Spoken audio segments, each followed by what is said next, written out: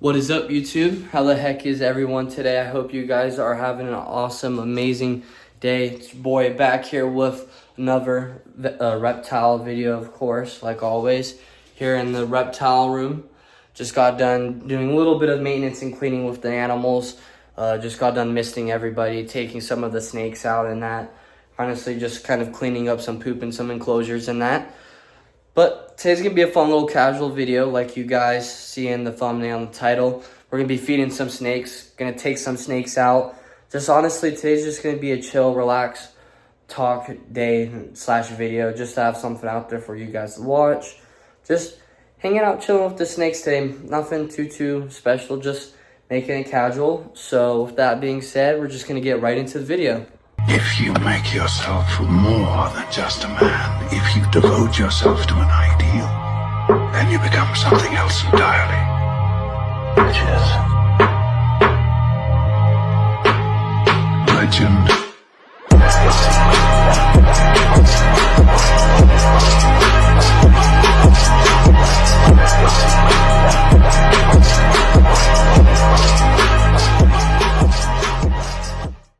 First snake you can take out and say hi to today is Ghost. For those of you who don't know who Ghost is my 7-year-old ball python. Now with ball pythons, I have 3 of them.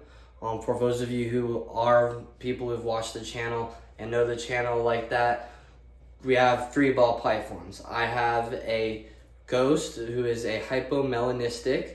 I also have Ivory who is a leucistic, so he's all solid white. Very pretty snake. And then I also have Shinji, what is considered a banana pastel, so it's a very bright, almost like a highlighter yellow color. So all 3 of them are ball pythons. All of them are different morphs, so they're different colors, different patterns, just completely different. With ball pythons, they can get up to about 4-ish, maybe 5 feet. They are a smaller snake species, but super cool snakes to have. Very cool, very mellow, great start off snakes to have as pets actually. They're very sweet, like again, mellow puppy dogs. And it's really cool because these guys are native to Africa. Now story wise with Ghost, he was a reptile that I did buy at a reptile convention and expo, reptile expo. I saw him, he was tiny. Literally when I got him, he was the size of the palm of my hand. I bought him because of the fact that I love these guys. I wanted to get into snakes, and I saw that ball pythons are the easiest and best snakes to have, and just easy to start off with and that. So, got into them, and honestly, I love them. They have a special place in my heart because it's my first ever my own personal snake was Ghost here. So, I always love ball pythons. They're absolutely cool. So, taking him out just specifically so you guys can see him. Like again, you're gonna chill. Take out the animals today, just hang out with the snakes. So now that I show you guys, let's give him a delicious rat meal in his stomach. I got his delicious rat here for my buddy Ghost. Let's see if he's hungry. Hi. Hey. Oh yeah. You strike for me? Oh yeah. There we go. Those are the tongs. Why did you bite the tongs? Why did you grab the tongs? I don't understand why you bit down on the tongs. Great. Now he has a hold of the tongs. That's nice. So, gonna have to go deal with this. I'll be right back with you guys. All right. Now that that is taken care of, I had to quickly turn off the camera real quick, specifically, or stop recording, I should say, so that I could take care of Ghost because, like again, he grabbed the tongs and there's no protection on there. I don't want him to chip a tooth or anything. So I ended up having to stop recording so I could go and get it off of him, which wasn't no big deal at all. But now that Ghost is taken care of, we're gonna go take care of my boy Shinji, my other ball python that you guys will get to see. So let's go and do that. So those of you who don't know, this is Shinji. This is my other ball python, the one of the 2 that I've shown. Hi. Right now he has a feeding response because he smells all the rodents and the rats right now. So for those of you watching the channel, you know how much of a feeding response Shinji has. He has a very strong feeding response. And because of that, as you can see, very high, very locked on feeding response. And that's specifically because of the fact, I know he's just a ball python, but I just do not feel like getting bit right now. But as you can see, he has a very big feeding response, and it's nothing bad. A lot of people get mixed up with the difference between a feeding response for a snake and then them being aggressive, which a snake is never aggressive. They're defensive, not aggressive. But feeding response, so with snakes, they have, of course, that forked tongue that picks up those senses in the air with rodents and that, so they can sense that there's, sense that there's food and other things such as predators, mate, stuff with like that with their tongue, while at the same time, pythons, boas, even venomous snakes like pit vipers have those holes in the front of their face, which are heat pits that lock onto it. So right now he's locking onto my heat. So I got Shinji from a friend.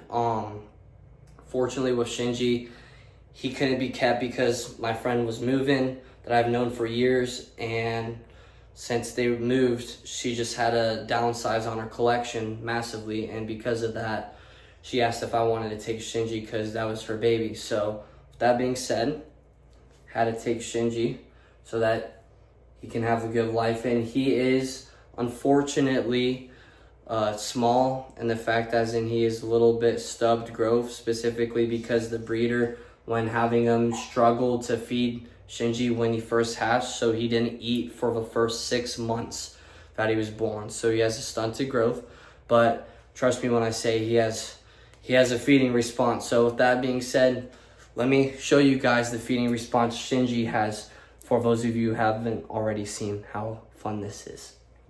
So I got his rat right here for him, a nice little wean rat, same size as Ghost's wean rat. Show you his feeding response.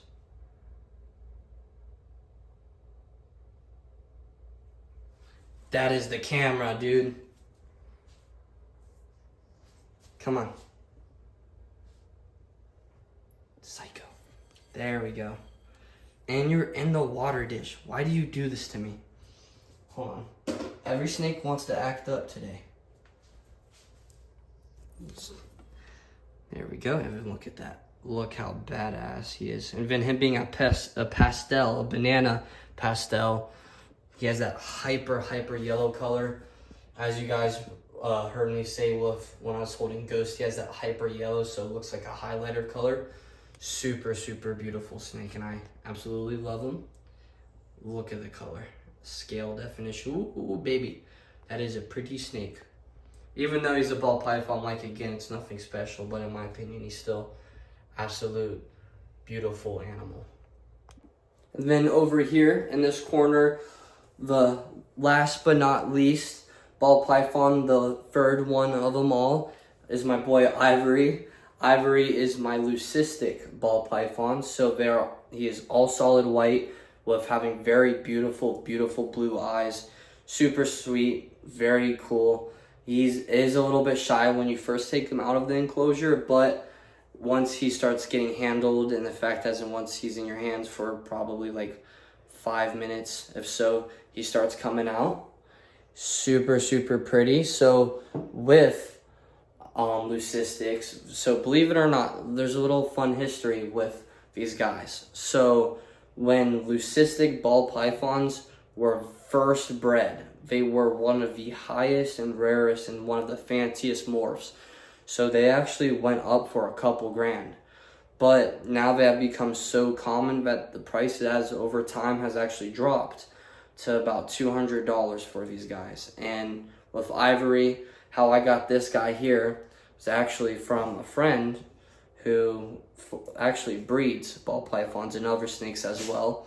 And thanks to him, he actually gave me this as a gift for having and building this reptile room and hearing that I love reptiles and building a room for them. And he ended up giving me this gift, so I'm very thankful for that. And yes, he's just very shy, but he will never strike or anything. He's very sweet. But He's super, super sweet, very docile. Albino ball pythons are very cool as well. They're really, really pretty at coloring. Just very cool as well. But honestly, I like leucistics because they're a lot more of a cleaner, just pure solid white rather than like a pinkish white, which is just absolutely pretty. So now that he's out, I just want to show you how he's doing. I'm not feeding him today because of the fact that he only eats lives, not frozen, thawed, unfortunately. So, like, again, I don't have the live for him today, and usually I just don't film it because I don't want to hear anybody complain. But taking him out, saying hi to him. So I'm going to put him back because he was out a good amount of time earlier before I started recording. But put him back and say hi to one of my favorites here. Very interesting, let's just say spicy feeding response that can rival Mr. Shinji over there. But let's go say hi to Arbok. And now we have out one of my favorite snakes that I have. And I love all my snakes, but if I had a list of, this is one of my favorites, and honestly probably my favorite, except I don't know, there might be one other snake that I have that might rival this, but have my boy Arbok out. Arbok, for those of you who don't know, he is a false water cobra called a hypo blonde. So he has that beautiful, beautiful, beautiful bright gold coloration patterns. Absolutely stunning snake. I absolutely love this guy. I've had him since he was like probably a quarter of this length. And this camera doesn't even do it justice right now. But false water cobras are absolutely awesome, awesome snakes to have. Definitely not, I wouldn't recommend as a first snake to have, start off with, specifically because of the fact that these guys they require a lot of handling, and the fact of knowing how to handle a fast moving, fast pacing snake. And they do have a big, big feeding response, especially when they get older and become a lot more comfortable with being around you and not as shy when they are with babies, just like yellowtail cribos. So with false water cobras though, they're really cool. They get up to like 5 to 7 feet. As you guys see, he has gone a lot bigger. He is, he's maybe a little bit over 2 feet. But Arbok, he's getting big. I absolutely love him. With false water cobras, so the reason why they got their name, for people who haven't seen my previous videos or is wondering about or have never even seen this type of snake before, false water cobras got the name because they are a semi-aquatic snake species, hence the name water. That's why they do need a bigger water, not necessarily like a pool, but something of water access, so a bigger water bowl, something like that, or a tub maybe, but not too deep. While at the same time, they got the cobra part because they'll almost basically, if you look, it's hard because of course he's not doing it, but right past his head, the first couple ribs up on his vertebrae, he can actually fan out just like a hood of an actual cobra, hence the name cobra in the name. But the very first one, false. The reason why we call them false water cobras is specifically because of the fact that they do not come from the elapid family, which is the cobra family. They actually come from the colubrid family. So it comes from the same family. If you're going on non-venomous snakes, same family as corn snakes, while I'm brain farting, corn snakes, cribos, falsies, of course, those different style of snakes, while rat snakes, all sorts.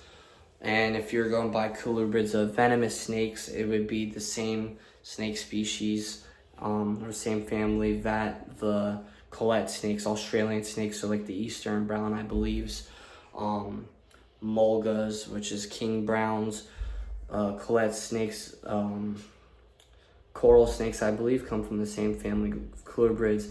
I know the reason what gets me mixed up is that I don't know if I've heard this right. I can't remember exactly. I don't know if it's specifically just black mambas or all 4 of the mamba species. But I believe the black mambas I heard aren't actually They don't actually come from the colubrid family. I think it might be that lapid. I'm trying to think of what it was I heard. I might be getting mixed up, but venomous snakes wise comes from the same family as coral snakes, collet snakes, tiger snakes, a lot of Australian snakes, different types. Just colubrids are really cool. They're all off of visual instead of heat pits like the boas, pythons, pit vipers, stuff like that. But he's doing awesome. So now that I'm done having my little spiel of talking to you guys, but like again, just educating, talking to you about these animals while just hanging out, chilling with them. Hi. So now that we have Arbok out here, let's feed my boy Arbok. I bet you he's hungry. This time, I'm actually giving him, instead of one baby quail, he's actually gonna get two, so he can actually get more of a meal, some better size. Hey, dude, it's food. You're not interested in food right now? I know that's a lie. I know you're hungry.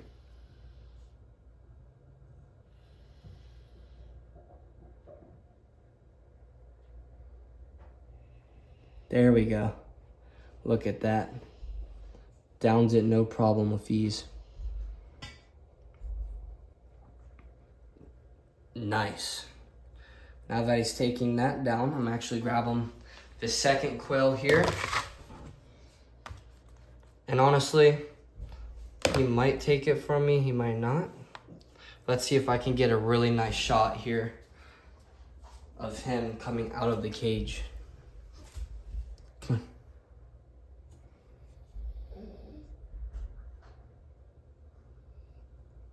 There we go.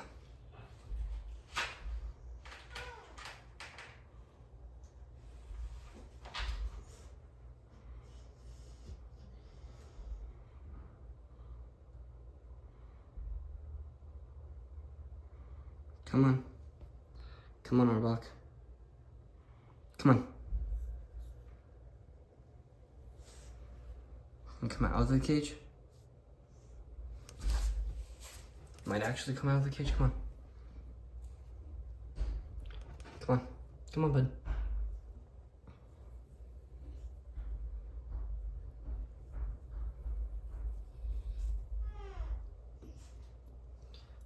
Hey, up here.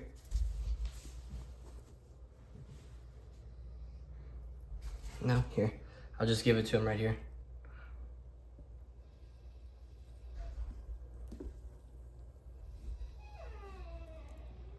Look how cool that is. Downs it with ease. No problem. Look how cool he looks with that. Literally looks like an actual cobra. So cool. I absolutely love. Favorite thing about cobras, honestly, is their scale patterns on their heads, especially like king cobras. Super, super cool because of the fact that they just have those huge dragon looking scales on there that are so defined and easy to see. Hi. Such a pretty snake, such an awesome snake. Well, now that he's fed, I'm gonna go say hi to Mystique and take her out. And this right here is Mystique. So Mystique here is my female red-tailed boa. I don't know if she's a confirmed female, but I think she might be a possible female. But this is Mystique. She is my,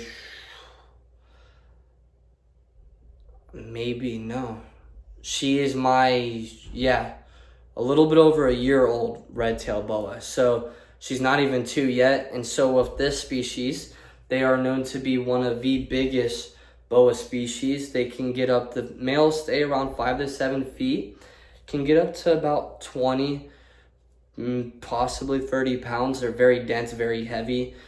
The females, though, get a lot bigger. I've known some that can get up to 10 feet. And I have a friend at my friend's place. She has a red-tailed boa that's female and has up to, I believe is like 34 pounds last time we weighed her. But these guys get very heavy, and with snakes, they are 100% muscle. They are very strong, very dense, and like again, muscle being more dense than fat, they are very just hefty snakes. Super cool. Very native to, of course, mainly found in South America, like again Colombia, throughout different parts. Hence the name Colombian red-tailed boa. And they also got the name red-tail because of this vibrant red just vibrant patterns of this red. It's very defined. If you look, hi sweetheart, up on here under middle and side area of her body, it's kind of just a normal grayish red and black or brown pattern as well. But then the closer you get to the end of the tail, the more definition of red there is. Super, super pretty. I absolutely love it. And it's really cute too, is that she has all white underbelly. And then the closer you get to the end though, it becomes like a pink stripe.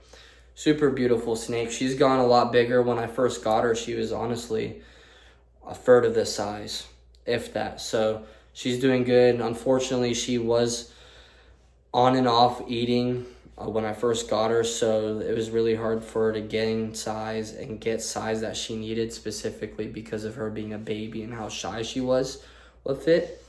But now she's at a point where she doesn't miss a meal. I feed her once a week, but it's a hopper, so it's a thick size rodent. Doesn't hurt her. She can easily down it, and it gives her a nice something in her stomach that honestly just is going to help sustain her.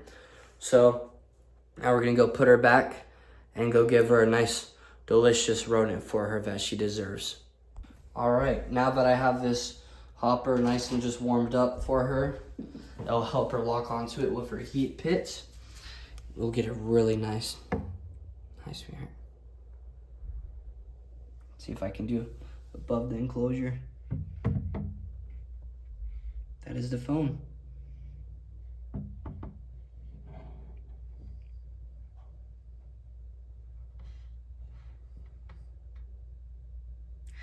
There we go.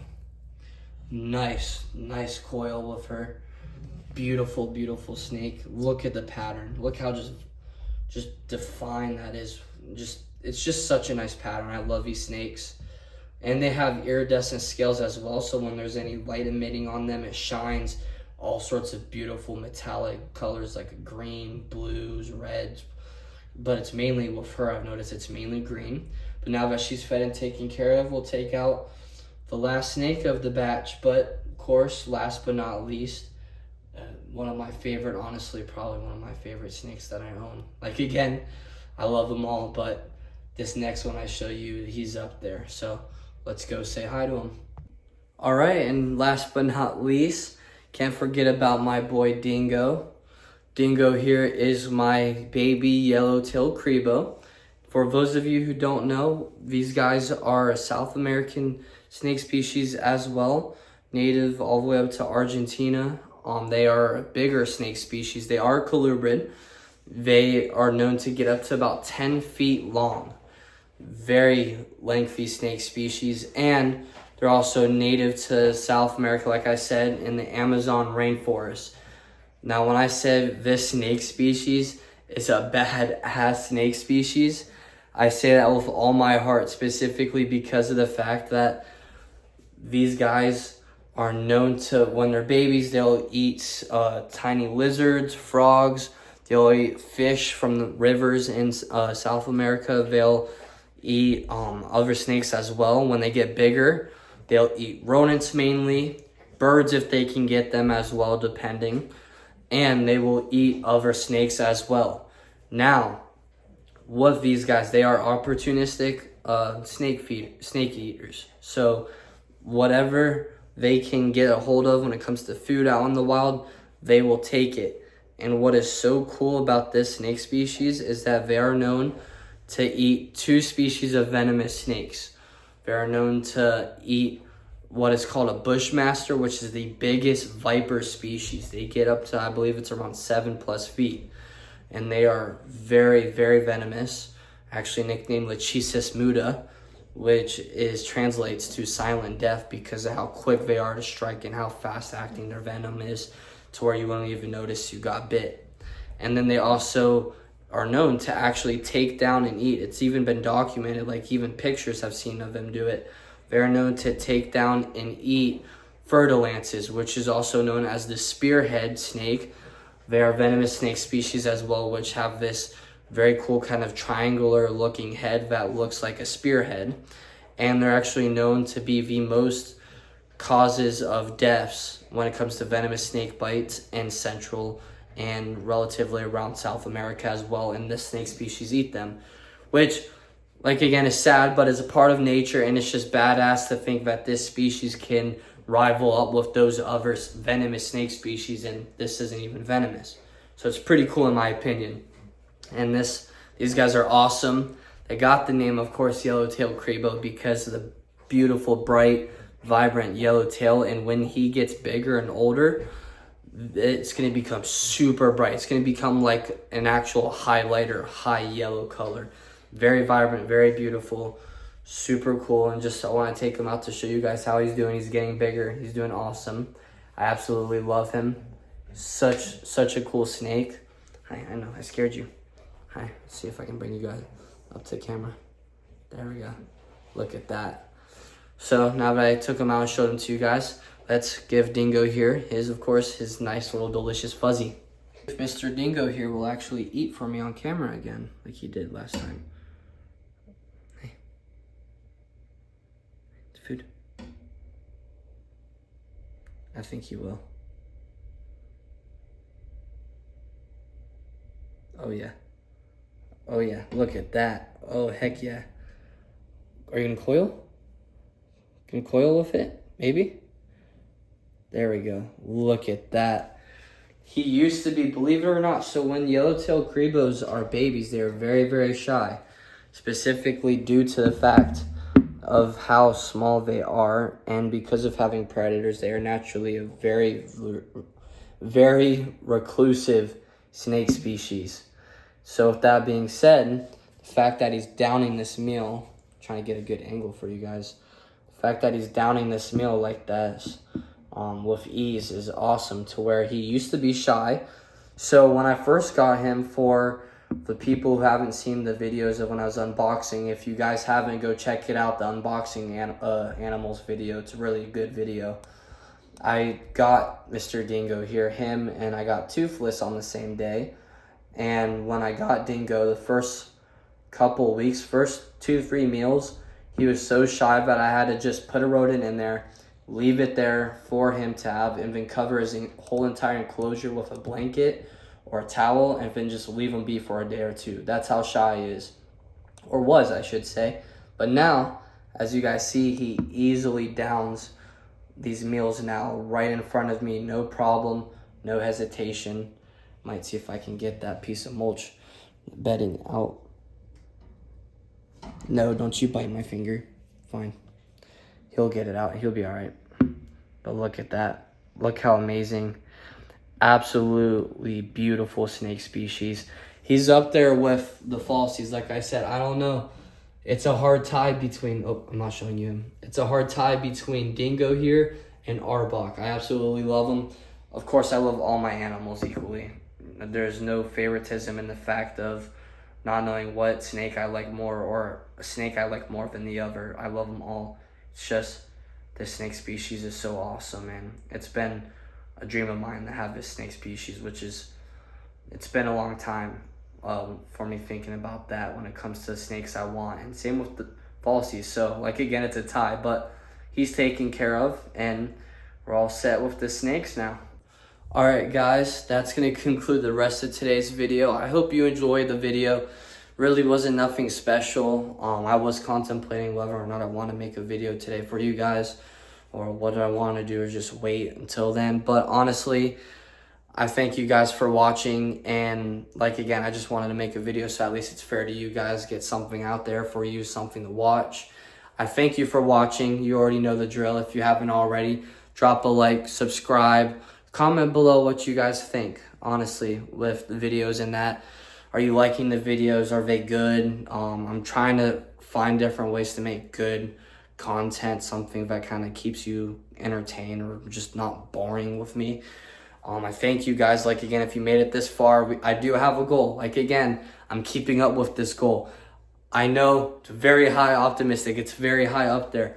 But I want to see how many followers, or not followers, subscribers I can get by the time it's April, which comes to my 19th birthday, because I just want to see how much I can get out there for content. I want to see how much I can try to open up building a community platform on YouTube for you guys to have consistent mix of videos, shorts.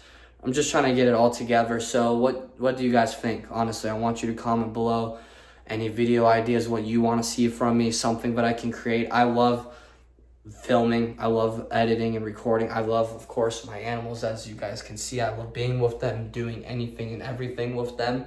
So let me know in the comments what you guys want me to do, and I'll do it. I don't care, I'll do it. But I thank you for watching. God bless you guys. I love you. Follow your dreams, stay passionate.